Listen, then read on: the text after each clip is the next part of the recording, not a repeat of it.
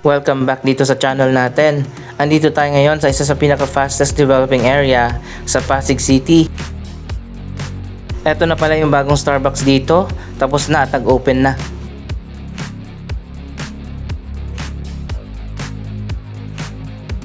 May mga tenant na rin dito sa isa pang office building dito sa dulo ng Bridgetown.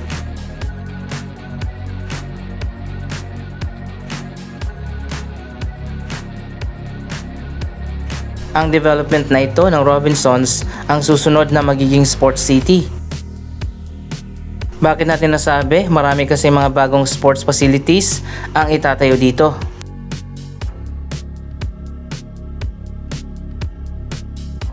Paglabas lang natin dito sa Amang Rodriguez Avenue, isang bagong sports facility ang itinatayo na sa ngayon, ang bagong UAAP Arena.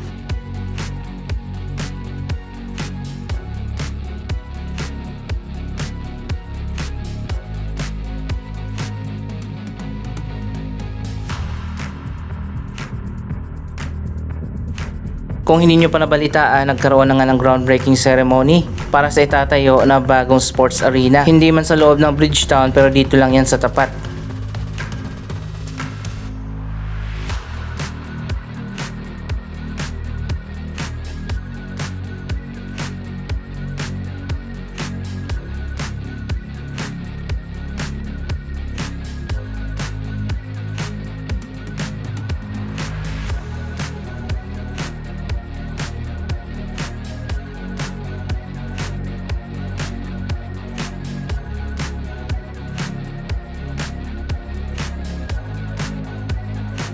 Mas pinalawak na rin yung capacity nito mula sa 6,000 magiging 8,000 seating capacity na.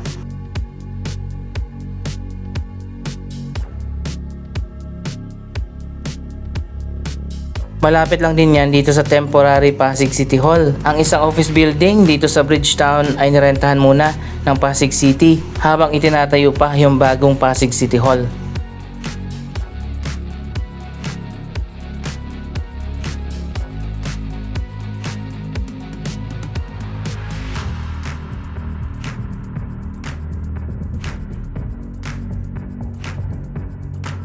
Inaasahan naman na magiging full blast na ang construction nito sa 2026.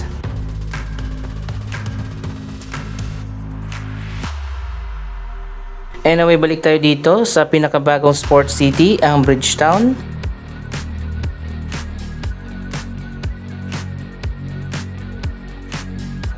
Dito sa gitna, meron na ngang football pitch.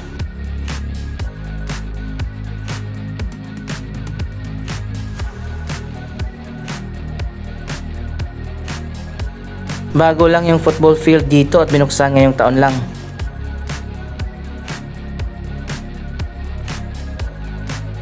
Isa pang bagong sports facility na matatapos na dito lang sa tabi ng football pitch.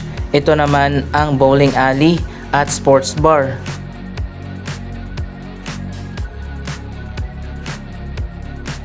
Malapit na rin ang opening niyan.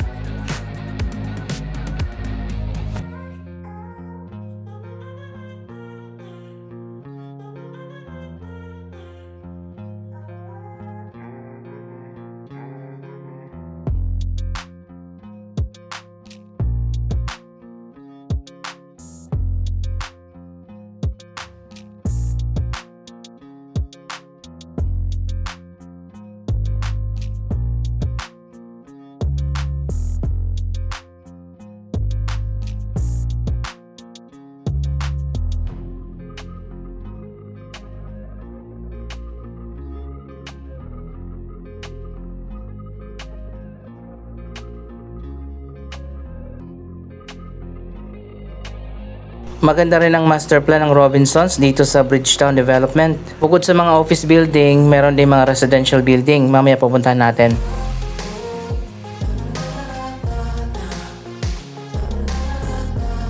Dahil nga ito ng susunod na sports city dito sa ating bansa, isa pang sports facility naman ang itatayo dito sa kabila. Ang project na yan ay tinatawag na Helios Pickleball Center.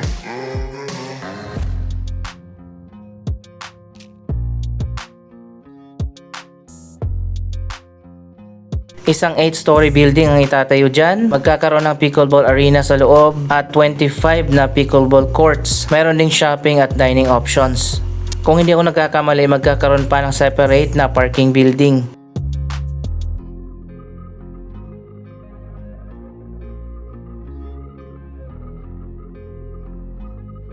Ito naman ang vacant area dito sa Bridgetown na ginagamit muna sa ngayon bilang parking area. Dito rin ginaganap ang mga concert at music festival.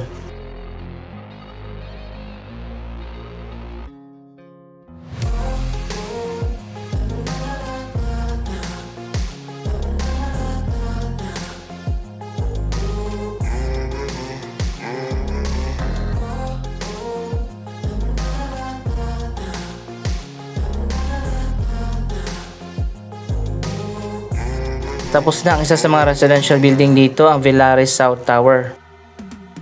May food park at night market din dito, ang Mercato Central.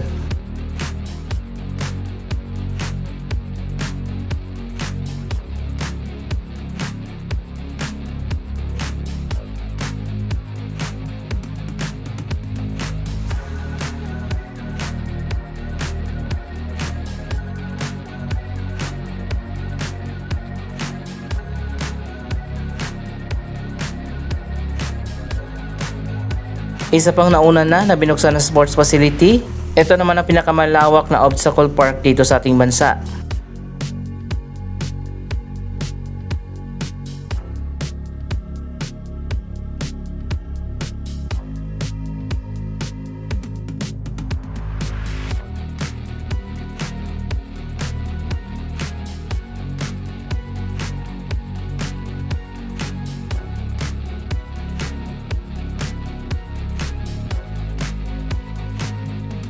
Ayan guys, makikita nyo naman ang dami nagtitraining dito.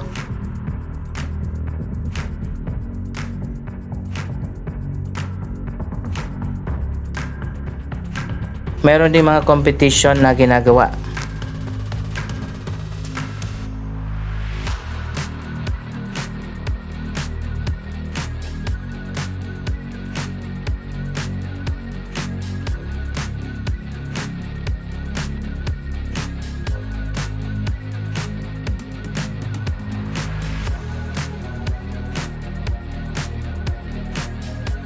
Kung kayo ay fitness enthusiast at mahilig sa mga outdoor activities, ang Bridgetown ang dapat niyong puntahan.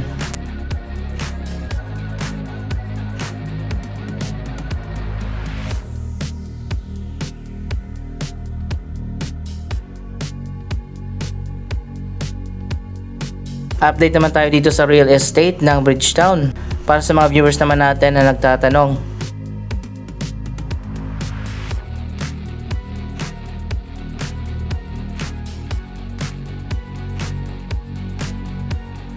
Dito naman sa side na to, tinatayo na ngayon ang Villares Residences North Tower. At pagkatapos niyan, itatayo din ang East Tower.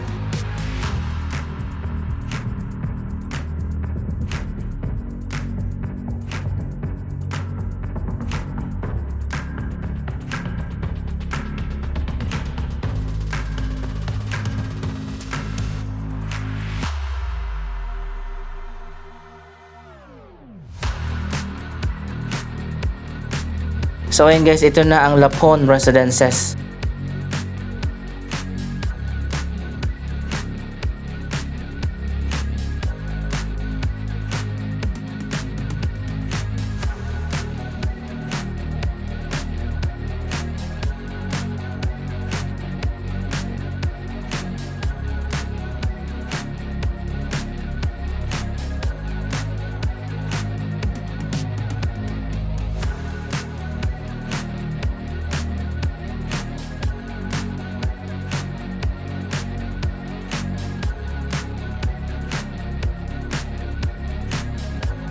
Ang Ceros Residences naman ay natapos na.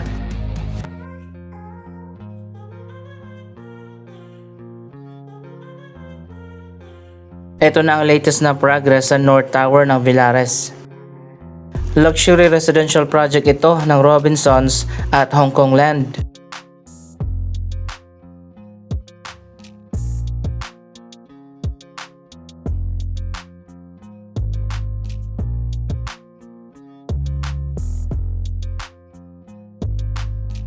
Isa pang joint venture project ng Robinsons at Shangri-La Properties, ang Haraya Residences.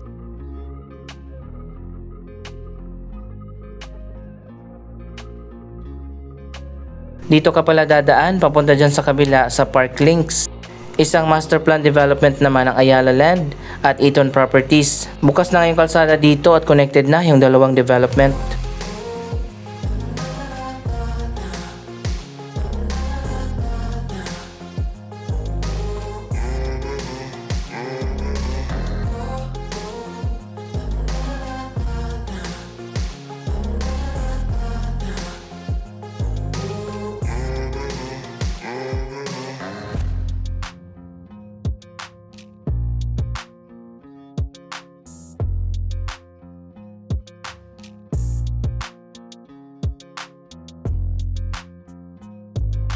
Ang Haraya Residences nga pala ay isang ultra high-end residential towers.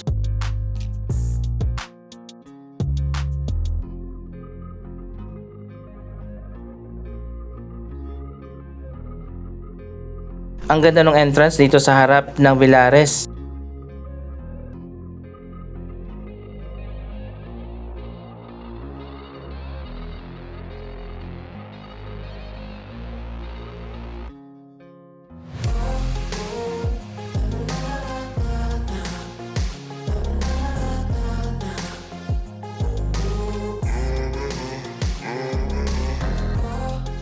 May mini garden at walkway dito sa harap ng condominium.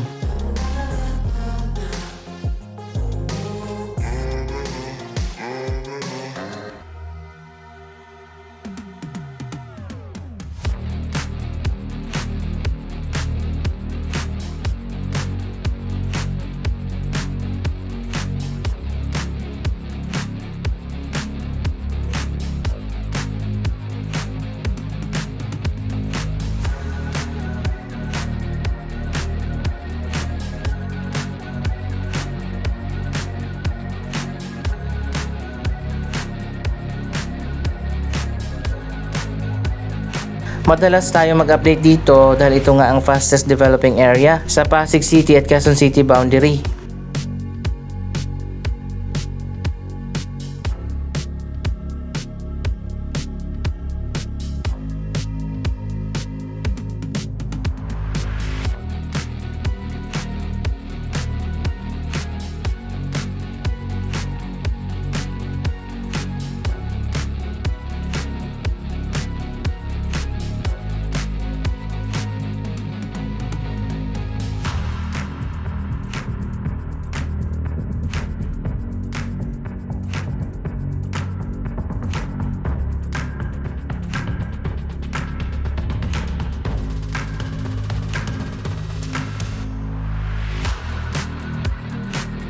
Inaayos pa lang ngayon yung sidewalk dito sa tulay.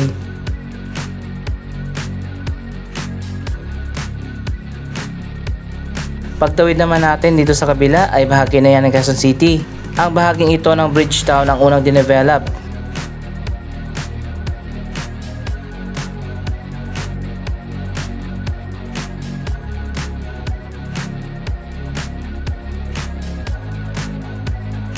Halos fully developed na dyan sa kabila, isa na lang yung project na ginagawa. Ito ang bagong Hotel 101.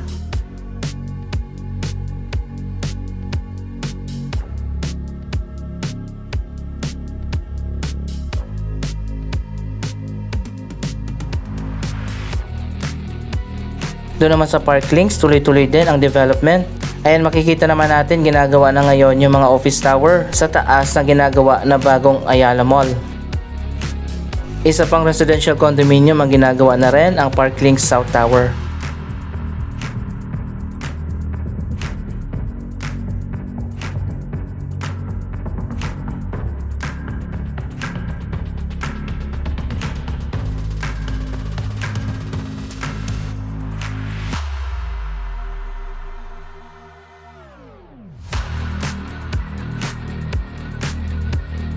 Anong masasabi nyo sa mga ongoing projects dito sa Bridgetown, ang Rising Sports City? Mag-comment lamang dyan sa baba ng inyong mga reaksyon.